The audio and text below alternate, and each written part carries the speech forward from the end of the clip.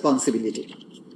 বাংলাদেশের তৎকালীন প্রধানমন্ত্রী তথা নির্বাহী বিভাগের প্রধান, বাংলাদেশ আওয়ামী লীগের সভাপতি এবং 14 দলীয় জোট প্রধান হিসেবে আসামি শেখ হাসিনা ছিলেন সকল ক্ষমতা এবং কর্তৃত্বের সর্বোচ্চ কেন্দ্রবিন্দু।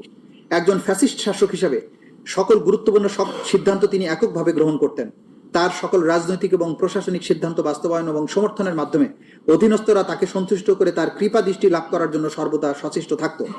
জুলাই বিপ্লবে সংগঠিত সকল মানবতা বিরোধী অপরাধের প্রধান এবং একমাত্র কারণ ছিল যে কোনো মূল্যে শেখ হাসিনাকে ক্ষমতায় টিকিয়ে রাখা। সেদিক থেকে বিবেচনা করলে জুলাই বিপ্লবে সংগঠিত সকল অপরাধের নিউক্লিয়াস ছিলেন শেখ হাসিনা। তার অধীনস্থ অন্যান্য অপরাধীরা বিশ্বাস করত যে শেখ হাসিনা ক্ষমতায় টিকে থাকলে তারাও টিকে থাকবে এবং সকল অপরাধ করা সত্ত্বেও তারা নিরাপদে থাকবে এবং আনুগত্যের জন্য পুরস্কৃত হবে। শেখ হাসিনা ছিলেন সকল অপরাধীর প্রাণভোমরা। তৎকালীন স্বরাষ্ট্রমন্ত্রী, আওয়ামী লীগের নেতা এবং অন্যতম নীতি নির্ধারক কুখ্যাত গ্যাং অফ ফোরের অন্যতম সদস্য ছিলেন আসামি আসাদুজ্জামান খান কামাল। জুলাই বিপ্লব চলাকালে আন্দোলন দমনে শেখ হাসিনা নেওয়া সকল পদক্ষেপ বাস্তবায়নের সিদ্ধান্ত হতো আসামি আসাদুজ্জামান খান কামালের নেতৃত্বাধীন কোর কমিটির বৈঠকে, যা তার ধানমন্ডির বাসায় অনুষ্ঠিত হতো। স্বরাষ্ট্রমন্ত্রী হিসেবে আইন শৃঙ্খলা বাহিনীর পূর্ণ নিয়ন্ত্রক ছিলেন আসামি আসাদুজ্জামান খান কামাল।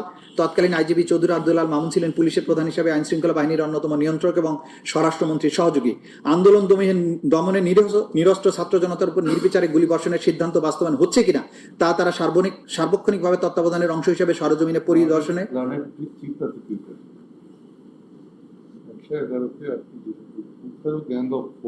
জি গ্যাং অফ ফোর এটা খুব পরিচিত একটা শব্দ ছিল। 4 জন ব্যক্তিকে নিয়ে একটা বিশেষ কমিটি ছিল।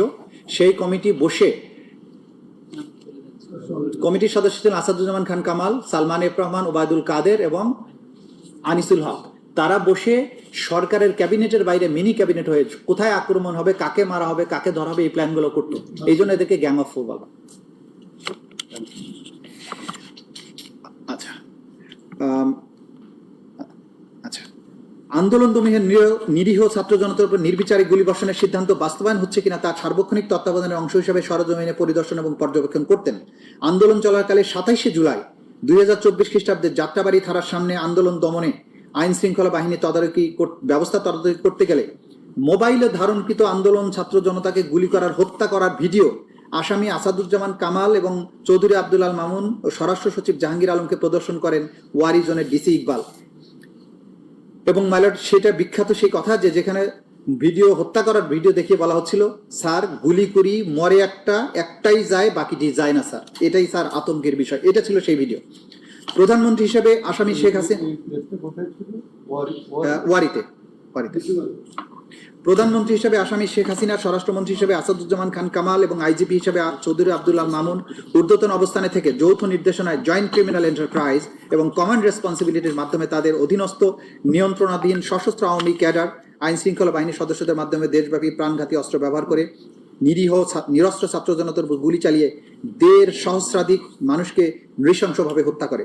তদন্তপ্রাপ্ত ঘটনা এবং প্রমাণাদির আলোকে ইন্টারন্যাশনাল ক্রাইমস ট্রাইব্যুনালস অ্যাক্ট 1973-এর 3-এর 2 ধারার অধীনে সংঘটিত অপরাধসমূহ আসামি শেখ হাসিনা, আসাদুজ্জামান কামাল, আসামি চৌধুরী আব্দুল আল মামুনের বিরুদ্ধে উল্লেখিত আইনের 4-এর 2, 4-এর 3 ধারায় ঊর্ধ্বতন অবস্থান এবং আইনগত দায় সুস্পষ্টভাবে প্রতীয়মান হয়। তদন্তে গৃহীত ব্যবস্থা মেলাটা আমি স্কিপ করে যাচ্ছি, এখানে লম্বা ব্যবস্থা আমরা কখন কি কি করেছি সেগুলো বলেছি। আমি চলে আসছি পেজ 114-তে। আসামিদের কর্তৃক সংগঠিত সুনির্দিষ্ট মানবতা বিরোধী অপরাধ সমূহ, পেজ 114। তদন্তকালে আসামি শেখ হাসিনা, আসামি আসাদুজ্জামান খান কামাল, আসামি চৌধুরী আব্দুল আল মামুনের বিরুদ্ধে আরো অন্যান্য অভিযোগ ছাড়াও নিম্নলিখিত সুনির্দিষ্ট মানবতা বিরোধী অপরাধ সংগঠনের প্রাথমিক সত্যতা পাওয়া গেছে।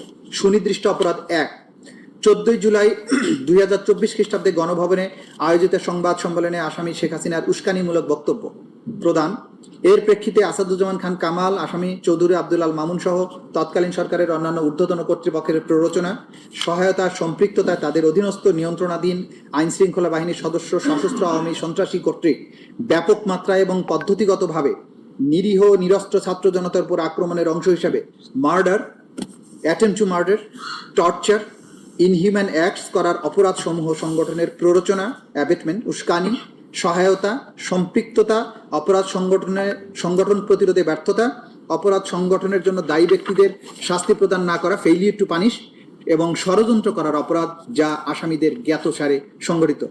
ঘটনাস্থল 1, গণভবন এবং সমগ্র বাংলাদেশ। ঘটনার তারিখ এবং সময় 14 জুলাই 2024 খ্রিস্টাব্দ থেকে 5 আগস্ট 2024।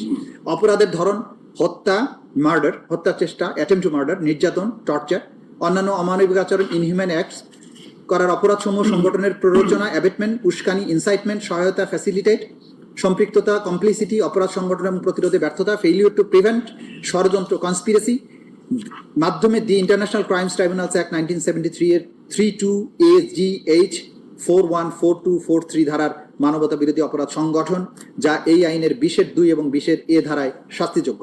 আসামিদের নাম শেখ হাসিনা, আসাদুজ্জামান খান কামাল, চৌধুরী আব্দুল আল মামুন। অভিযোগের বিবরণ: 2024 সালে সরকারি চাকরিতে কোটা প্রথার যৌক্তিক সংস্কারের দাবিতে আন্দোলন চলাকালে 14 জুলাই 2024 তারিখ গণভবনে তৎকালীন প্রধানমন্ত্রী, আওয়ামী লীগ সভাপতি, 14 দলীয় জোট প্রধান আসামি শেখ হাসিনা সংবাদ সম্মেলনের আয়োজন করেন। উক্ত সংবাদ সম্মেলনে তিনি শিক্ষার্থীদের যৌক্তিক কোটা সংস্কার দাবি প্রসঙ্গে অবজ্ঞাসূচক এবং হিংসাত্মক বক্তব্য প্রদান করেন। বিশেষত আন্দোলন দমনের উদ্দেশ্যে তিনি সাধারণ শিক্ষার্থীদের রাজাকারের বাচ্চা, রাজাকারের নাতিপুতি বলে গালি দেওয়ার মাধ্যমে প্রকারান্তরে নিরীহ নিরস্ত্র আন্দোলনকারী ছাত্র জনতাকে রাজাকারের সাহেবে আখ্যায়িত করে তাদের নির্মূলের প্ররোচনা দেন। শেখ হাসিনার উপরোক্ত উস্কানিমূলক ও হিংসাত্মক বক্তব্যের প্রেক্ষিতে ছাত্রলীগের সশস্ত্র সন্ত্রাসীরা ঢাকা বিশ্ববিদ্যালয় এলাকায় শান্তিপূর্ণ আন্দোলনকারীদের শিক্ষার্থীদের উপর হামলা চালায়। সেই সময় আসামি আসাদুজ্জামান খান কামাল, চৌধুরী আব্দুল আল মামুনের অধীনস্থ নিয়ন্ত্রণাধীন আইন শৃঙ্খলা রক্ষাকারী বাহিনী সশস্ত্র ছাত্রলীগের সন্ত্রাসীদের বিরুদ্ধে কোনো ব্যবস্থা গ্রহণ না করে তাদেরকে উপরোক্ত অপরাধ সংগঠনে সহায়তা করে। পরবর্তীতে আওয়ামী লীগের সাধারণ সম্পাদক ওবায়দুল কাদের সহ তৎকালীন সরকারের বিভিন্ন মন্ত্রী, এমপি ও আওয়ামী লীগ 14 দলীয় জোটের বিভিন্ন পর্যায়ের নেতৃবৃন্দ শেখ হাসিনার উপরোক্ত উস্কানিমূলক বক্তব্যে উদ্বুদ্ধ হয়ে সশস্ত্র সন্ত্রাসীদের মাধ্যমে সারা দেশে শান্তিপূর্ণ আন্দোলনকারী ছাত্র জনতার উপর হামলা চালায়। শেখ হাসিনার উপরোক্ত উস্কানিমূলক বক্তব্যের প্রেক্ষিতে তৎকালীন সরকারের স্বরাষ্ট্রমন্ত্রী আসাদুজ্জামান খান কামাল, তৎকালীন আইজিপি চৌধুরী আব্দুল আল মামুন তাদের অধীনস্থ আইন শৃঙ্খলা বাহিনীর সদস্যদের নিরীহ নিরস্ত্র আন্দোলনকারীদের উপর সশস্ত্র আক্রমণ চালানোর নির্দেশনা প্রদান করেন। এই সকল সশস্ত্র আক্রমণের ধারাবাহিকতায় 5 আগস্ট 2024 পর্যন্ত সারা দেশে 1.5 সহস্রাধিক মানুষকে হত্যা করা হয়, 25 সহস্রাধিক মানুষকে গুরুতর জখম করা হয়। এই আক্রমণে অনেকে স্থায়ীভাবে অঙ্গহানি এবং অন্ধত্ব বরণ করা সহ চিরতরে পঙ্গু হয়ে যায়। আসামি শেখ হাসিনার উক্ত উস্কানিমূলক বক্তব্য উদ্বুদ্ধ হয়ে আসামি আসাদুজ্জামান খান কামাল, চৌধুরী আব্দুল আল মামুনের সুযোগ করে দেওয়ার মতে তাদের অধীনস্থ নিয়ন্ত্রণাধীন আওয়ামী লীগ ও 14 দলীয় দলের সশস্ত্র ক্যাডার বাহিনী, আইন শৃঙ্খলা বাহিনী বিভিন্ন হাসপাতালে গিয়ে আহতদের চিকিৎসা গ্রহণে, ডাক্তারদের চিকিৎসা প্রদানে বাধা প্রদান, নিহতদের সুরতহাল পোস্টমর্টেম করতে কিংবা রিপোর্টে মৃত্যুর সঠিক কারণ উল্লেখ করতে বাধা প্রদান করে, নিহতদের মৃত্যুর সনদে সঠিক কারণ লিখতে প্রতিবন্ধকতা সৃষ্টি করে, ভিন্ন কারণ লিখতে বাধ্য করে, নিহতদের জানাজা এবং কবরস্থ করতে বাধা দেয়, নিহতদের স্বজনের কাছে মৃতদেহ হস্তান্তর না করে বেওয়ারিশ লাশ হিসাবে গণকবরে দাফন করা, লাশ গুম করার উদ্দেশ্যে আগুন দিয়ে পুড়িয়ে দেওয়ার মাধ্যমে অমানবিক আচরণ বা আদার ইনহিউম্যান অ্যাক্টস করার অপরাধ সমূহ সংগঠন করে। মানে আদার ইনহিউম্যান অ্যাক্টস বলছে যে এই লাশ পুড়িয়ে দেওয়া, জানাজা করতে না দেয়া, দাফন করতে না দেয়া, এগুলো আদার ইনহিউম্যান অ্যাক্টস যেগুলো আন্তর্জাতিক আইনে সংজ্ঞায়িত, রোম স্ট্যাটিউটে সংজ্ঞায়িত, সেগুলো তারা সংগঠন করেছে। না, কোনো নেক্সাসের প্রবলেম নাই, এটা অ্যাবসলিউটলি নেক্সাস আছে এবং এই নির্দেশগুলো আমরা প্রমাণ করি। এগুলো তো সাক্ষাতে যাবো, আমরা চার্জ যেটা নিয়ে আসছি সেটা একটু দেখেন শুধু। বাংলাদেশের তৎকালীন প্রধানমন্ত্রী তথা নির্বাহী বিভাগের সর্বোচ্চ স্থান থেকে রাজনৈতিকভাবে বাংলাদেশ আওয়ামী লীগ এবং তার অঙ্গ সংগঠনসমূহের দলীয় প্রধান এবং 14 দলীয় জোটের প্রধান হিসাবে সুপিরিয়র স্ট্যাটাস থেকে আসামি শেখ হাসিনার উক্ত উস্কানিমূলক বক্তব্য, ষড়যন্ত্রমূলক পরিকল্পনা ও নির্দেশনায় তার অধীনস্থ ও নিয়ন্ত্রণাধীন রাজনৈতিক ক্যাডার বাহিনী, তৎকালীন স্বরাষ্ট্রমন্ত্রী আসাদুজ্জামান খান কামাল, কোর কমিটি এবং গ্যাং অফ 4 এর সদস্য, পুলিশ প্রধান তৎকালীন আইজিপি চৌধুরী আব্দুল আল মামুন তাদের অধীনস্থ নিয়ন্ত্রণাধীন আইন শৃঙ্খলা রক্ষাকারী বাহিনীর মাধ্যমে ঢাকা শহর থেকে শুরু হয়ে ব্যাপক মাত্রায় ওয়াইড স্প্রেড এবং পদ্ধতিগতভাবে সিস্টেম্যাটিক সমগ্র দেশব্যাপী আন্দোলনরত নিরীহ নিরস্ত্র ছাত্র জনতার উপর হত্যার চেষ্টা, নির্যাতন এবং অমানবিক আচরণ সহ মানবতা বিরোধী অপরাধ পরিচালিত হয়। উল্লেখিত আক্রমণ সহ অপরাধ আসামিদের জ্ঞাতসারে পরিচালিত হয়। এখানে কাজের মাধ্যমে আসামিগণ হত্যার প্রচেষ্টা, নির্যাতন, অমানবিক আচরণ করার অপরাধ সমূহ সংগঠনের প্ররোচনা, সহায়তা, ফ্যাসিলিটেট, অপরাধ সংগঠনের প্রতিরোধে ব্যর্থতা, ষড়যন্ত্রের মাধ্যমে the international crimes tribunal act 1973 এর 3.2 AGH 4.1-2-3 ধারার মানবতা বিরোধী অপরাধ সংগঠন করে, যা এই আইনের 20(2) এবং 20(a) ধারায় শাস্তিযোগ্য। সুনির্দিষ্ট অপরাধ 2, আসামি শেখ হাসিনা কর্তৃক ছাত্র জনতার উপর হেলিকপ্টার, ড্রোন এবং প্রাণঘাতী অস্ত্র বা লিথাল ওয়েপন ব্যবহারের মাধ্যমে আন্দোলনকারীদের হত্যা ও নির্মূলের নির্দেশ, তৎকালীন স্বরাষ্ট্রমন্ত্রী আসাদুজ্জামান খান কামাল, তৎকালীন আইজিপি চৌধুরী আব্দুল